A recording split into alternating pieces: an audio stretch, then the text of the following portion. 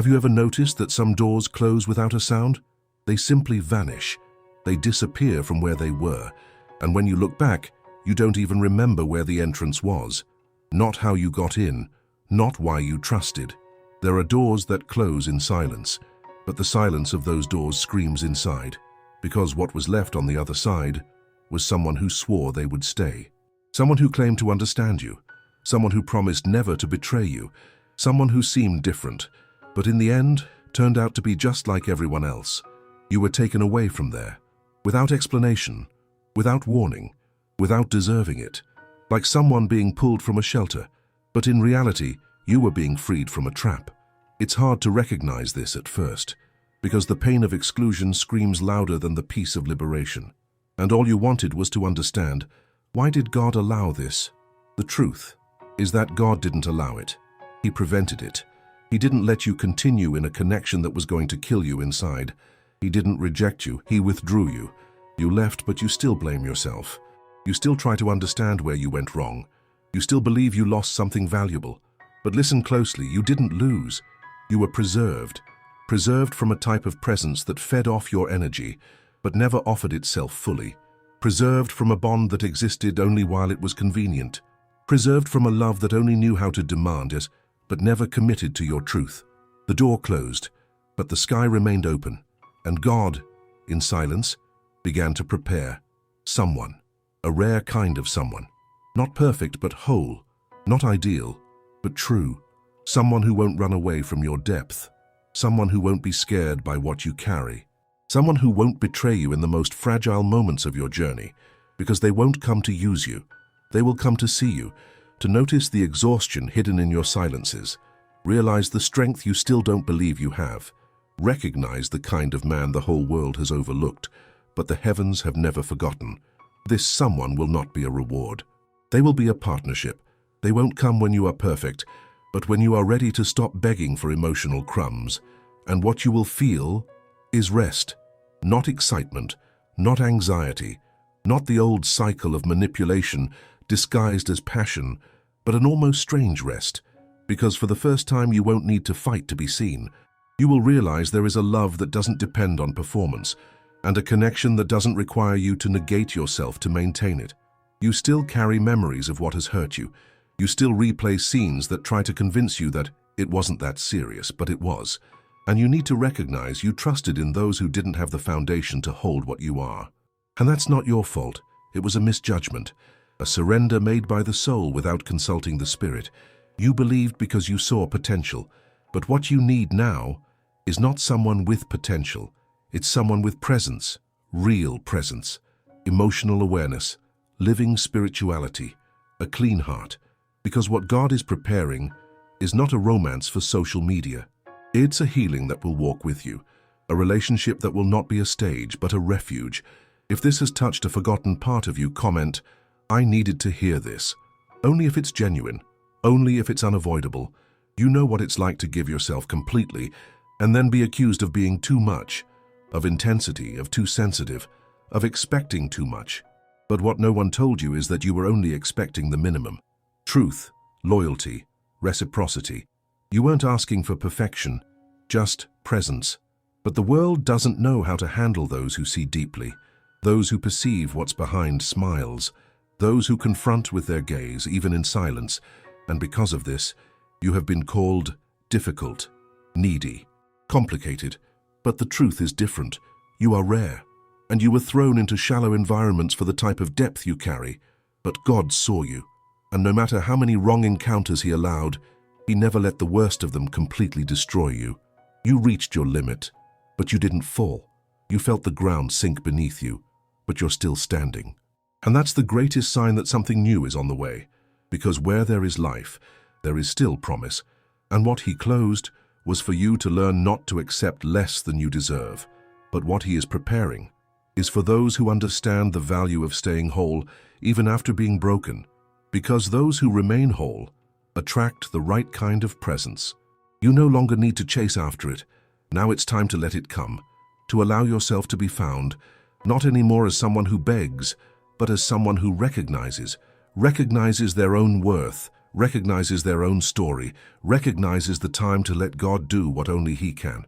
Because the truth is that God doesn't just close doors, He closes cycles, disconnects bonds, shortens stays that once seemed eternal. But all this has a reason: to free you from relationships that couldn't withstand what He is about to release in your life. You know, something in you always knew. There were people who were only there because you hadn't yet realized how much more you deserved.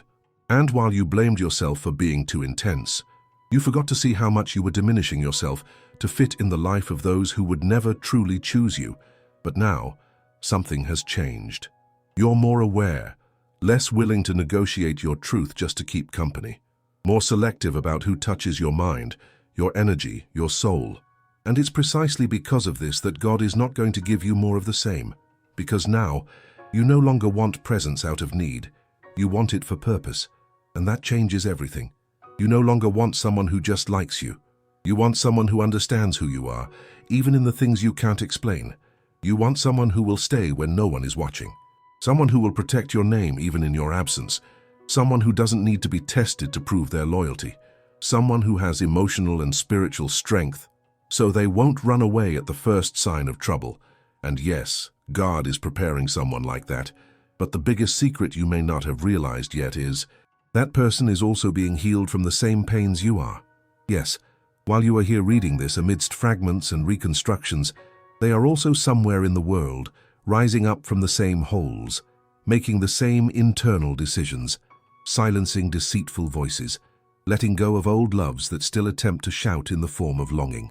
And what both of you still don't know is that the waiting period was not punishment. It was alignment. Alignment of maturity, of vision, of spirit. Because when the encounter happens, it will feel like you've known each other forever, not through words, but through codes, invisible codes. The kind that only those who have had their souls torn by the same pain can recognize. He will look at you and perceive, not your body, not your achievements, but what lies behind it all. Your essence, your thirst for truth, your hunger for peace, your weariness of pretending you don't feel. And at that moment, something will change. You won't feel the need to explain yourself anymore, to defend yourself, to control yourself. You will simply be, and so will he, without fear, without competition, without games. Because where there is truth, love doesn't need to be guarded. You've felt the opposite of this, haven't you? You've been silent to avoid being misunderstood. You've swallowed feelings to avoid looking weak. You've hidden your spirituality to not scare those who weren't ready for it. But that's over, because what God is preparing to enter is someone who will love you exactly in your wholeness, not in spite of it, but because of it. Because he will recognize that your heart is not fragile, it is sacred. He will know that your pains are not dramas, they are untreated wounds. Wounds left by people who entered without asking for permission and left without giving an explanation. But this time will be different, because this time, before entering, he will pray, he will ask God if it's the right time. He will look at you with reverence, not with haste. And you will notice this in the first glance. No euphoria, no illusion, just presence. Presence that silences the mind, that calms the soul, that embraces even without touching. You will find it strange at first, because you won't be used to someone who doesn't want to change you, but just to accompany you. You will test him, you will observe, you will be skeptical, but gradually something will break, and you will understand this is the living promise, not idealized, not perfect, but faithful. Faithful not in the sense of never making mistakes, but in never betraying the process. Faithful to what he feels, faithful to what he builds, faithful to what he promised. Because when heaven unites, nothing else needs to be forced. And perhaps at this moment you are thinking, but what if I don't recognize when that someone arrives? The answer is simple. You will notice. Because what comes from God brings peace before bringing passion, brings presence before bringing promises, brings connection before bringing any touch. And what will mark this meeting will not be the impact of the arrival, but the consistency of the permanence. He will stay, even on days when you want to pull away, even when you think you don't deserve it, even when your scars speak louder than your words.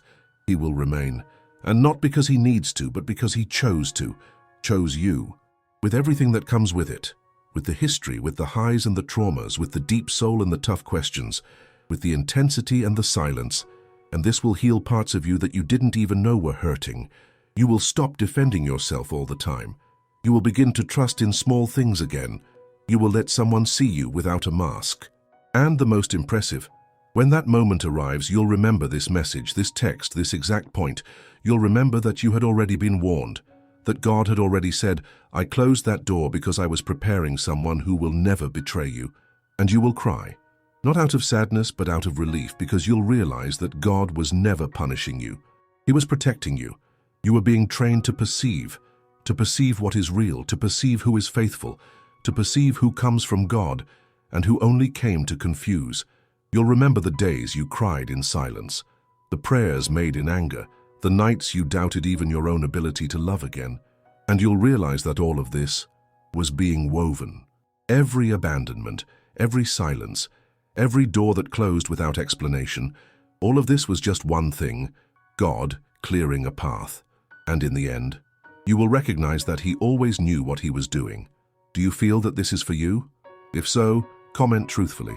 I recognize. I didn't lose. I was preserved. Only if it's impossible to keep quiet about this now. There is a huge difference between someone who chooses to stay and someone who just hasn't left yet. You know this. You've been around people who were there, but not there for you. They were there out of need, out of convenience, out of loneliness disguised as love. But real presence has a different energy. It doesn't need to prove itself. It is perceptible. It manifests in the way He listens, in how He respects your silence, in how He holds your weaknesses without turning them into weapons. And as distant as it may seem, this kind of presence is already in motion toward you. But before giving you this connection, God wants you to remember something essential. You don't need to beg for what has already been written about you. You don't need to mold yourself to fit anyone's criteria. You don't need to be calmer, more beautiful, lighter, easier. You just need to be true. And if you are true, then you are exactly what that someone is also looking for. Because the right connection won't demand perfection from you. It will inspire you to stay and process. It will help you heal without expecting you to be healed. It will help you grow without rushing you. You have been hurt by people who didn't know how to love, but you have been healed by a God who never stopped loving you. And He is teaching you now to wait with the right eyes, because what hurt you was not waiting. It was waiting for someone who would never come. Waiting doesn't hurt. What hurts is the emptiness of a misplaced expectation. What tears the soul apart is putting faith in someone who only knows how to disappoint. But when the waiting is spiritual, it purifies, it refines, it cleanses the heart of emotional urgencies. It reveals what is desire and what is destiny. You are not waiting for just anyone. You are being aligned with someone who, like you, has already learned the price of loyalty and no longer trades the heart of anyone. And do you know what's beautiful? That someone has also said goodbye to those who couldn't stay, has also been betrayed by those who promised eternal love, has also been called too difficult to handle. And now, he prays for someone who sees him as he is, without filters, without translations, without control. He is ready, almost ready, and so are you. But there's still a key missing.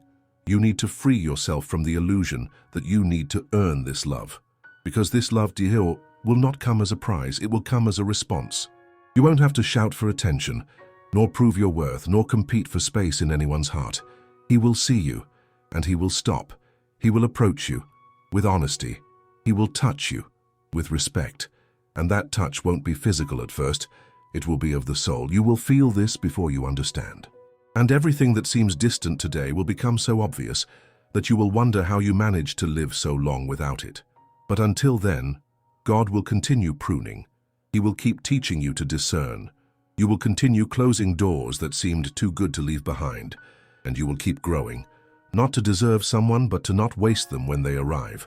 Because the right love requires preparation. Not preparation to win someone over, but preparation to sustain it. It's easy to attract someone. What's difficult is keeping the connection alive. It's tough to stick around when passion turns into routine. It's hard not to betray when the ego feels insulted, but that someone will come healed, and so will you. And together, you will realize that all the pain, Juni, was worth it, because it prepared you for something that isn't found just anywhere, a bond that doesn't depend on convenience. It's not the kind of tie that falls apart at the first argument. It's the kind of bond that even in silence remains strong. Because it has roots, it has a foundation, it holds real commitment. And what sustains this love is not the fear of losing, but the certainty that it was God who brought you together. And what God unites, neither time, nor distance, nor trauma can destroy. But until that day comes, you will still face days of doubt. You will look back. You will want to return to places that once were doors but are now prisons. You will have relapses of memory. You will miss people who no longer exist, or who never really did. And that's okay. This is also part of the healing. It's part of the process of realizing that you don't miss the person. You miss being seen, but that will pass. Because from the moment someone truly sees you, you will see that the longing you felt was never for another. It was for yourself. God is returning you to yourself, to your essence, to your clear vision, to your soul aligned with heaven. And when that happens, you will no longer accept scraps. You will no longer respond to those who disappear. You will no longer be excited by those who only reach out when they're lonely. You will no longer find romantic anyone who creates drama to control you. Because you will realize who truly loves you chooses to stay, even when everything seems difficult. So, you are no longer going to settle for less than that. It's at this moment that the reunion happens. You with yourself, you with God, you with the truth. And it's only in this place of wholeness that the right kind of love can reside. So if you're still here, if you've read this far, this is because something inside you already knows. This love I described is not an illusion. It's a promise, and a promise made by God does not expire, does not delay, does not get lost. It comes to fruition when you are ready to honor it. If all of this has made sense up to this point, comment with one word that defines what you're feeling right now. The first one that comes to mind. Don't overthink it. Don't censor yourself. Let it flow. This conversation doesn't end here. I'll see you there.